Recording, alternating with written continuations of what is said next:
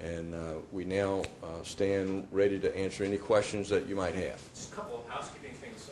Who's responsible for keeping up the website, and how current do you expect the information to be? I noticed in employment, I think it went up to 06, which there's a problem you get into with data sometimes. The most recent data is sometimes 2 years old. How current of a profile do you think? On the site, it's going to be updated annually. It won't necessarily occur on one specific date during the year, but during the year, as information becomes available, that is the plan, is to update the data annually.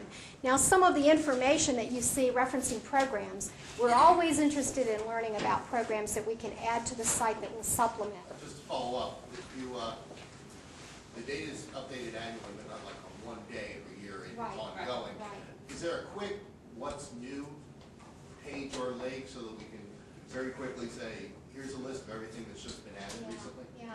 You know, we've actually talked about a lot of other things to add to this site that will keep it more current and that will actually maybe connect people that have a common interest in something.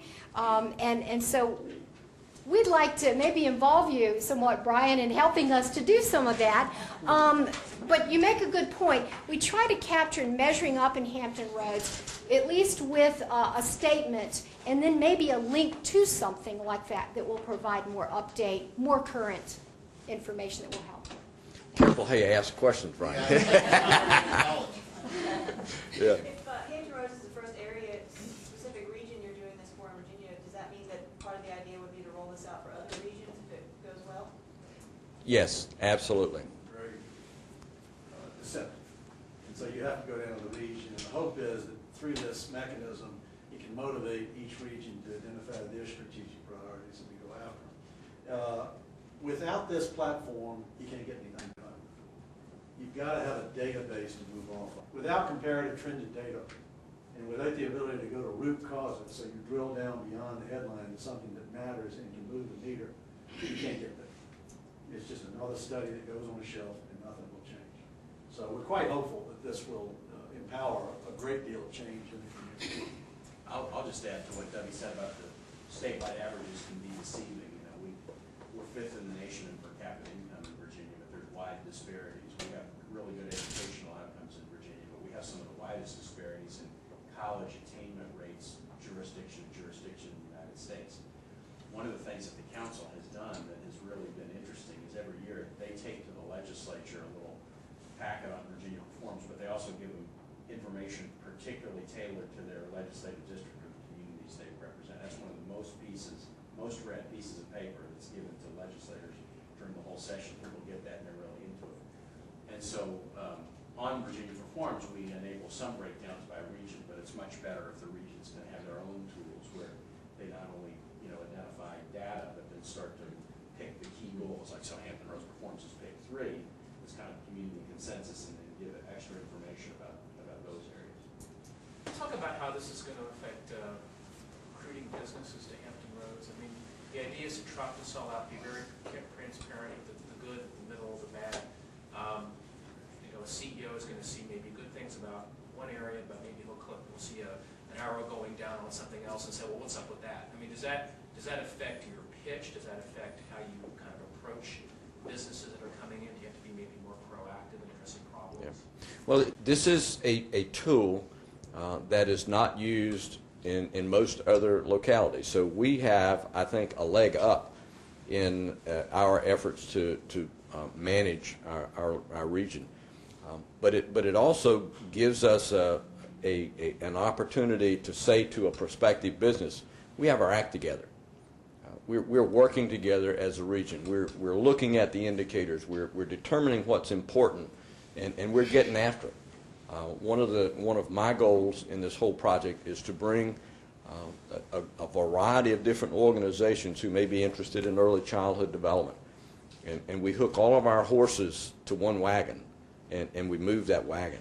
So I think it would be a wonderful tool for us in the economic development opportunity. As companies are evaluating areas and regions, and certainly the short list of companies we typically find ourselves in competition with, they're going to do a very thorough analysis of those communities on their own and using a variety of sources. The fact that we know where our strengths are and those are things we highlight and areas that we need to work on, I think sends a very positive message to those companies that region recognize our strengths and areas that we know we need to improve on to make the region more competitive. Areas where we have downward arrows, as was said, no company's going to be surprised if you're not strong. Everyone, you might be a super salesman and say you're great everywhere. They're not going to believe you. They're going to do their own research. But if in the downward areas you can say, yeah, here's some areas where we're weak. And let me tell you what we've decided, what we're doing recently to address them. So, you know, in the Virginia area, the infant mortality, prenatal infant mortality has been a real problem. Why are we 5th in the nation per capita income, 33rd in infant mortality? But we've done a lot to expand prenatal care for low-income women over the last few years to try to deal with that. So we can point them to the downward arrows and say, we know that's a weakness, and we're on top of it. Here's what we're trying to do to get that turned around. And it does put a little pressure on you. You know that the downward areas put some healthy pressure on you to address those particular, you know, gaps. But it's healthy pressure. And you're here, Governor. I'm wondering, I believe the legislative leadership has also been involved in this, has it not, General Yes. Assembly? Yes. And how would you characterize their attitude with respect to empowering regions to govern themselves better in this way?